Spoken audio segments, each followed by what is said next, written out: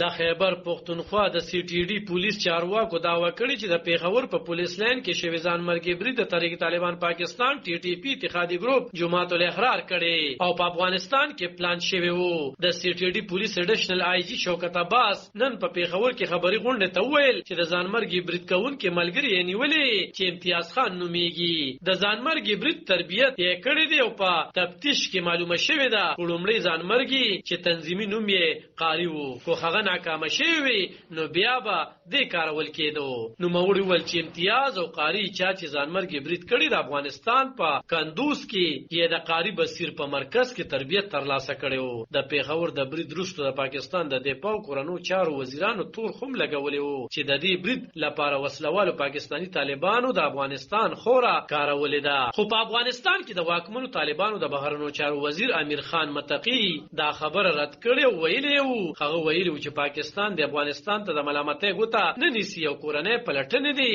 وکړي. په پاکستان کې لدی وړاندې خو د زینو بریدونو په اړوند پاکستانی چارواکو داوا کړی و چې د افغانستان خور په کارول شوی خو په افغانستان کې واکمنو طالبانو او مخکنو حکومتونو هم تل د پاکستان داوا رد کړی ده. د طالبانو د واکمنۍ نه وړاندې د افغانستان حکومتونو او امریکای تل په پاکستان داسې تورونه لګولي چې پاکستان په خپل خوره هغه وسلوال ته ځای ورکړي څوک چې په افغانستان کې ترهګري کوي او پاکستان به هم تل دغه تورونه ردول. شوکت عباس په خبري غونډه کې ویل چې د ځانمرګي برید پرواز د امتیاز سہولتکار چې په پیښور کې وو د پیښور نه غیب کړي وو. نو مغولي داوا وکړه چې په تفتیش کې دا خو معلومه شوې ده چې د ځانمرګي قاری او نیول شوی امتیاز مرکزی کردار یا پلان کوونکي غفار وو او غفار د برید پرواز د قاری سره په تماس کې وو. اوس پولیس دغه تن د نیولو خصه کوي. په 13 جنوري پیښور کې په پولیس لاین کې دننه په جمعات کې ځانمرګي برید شوی او سلورتیا کسان پکې وجل شوی چې زیاتره یې پولیسو.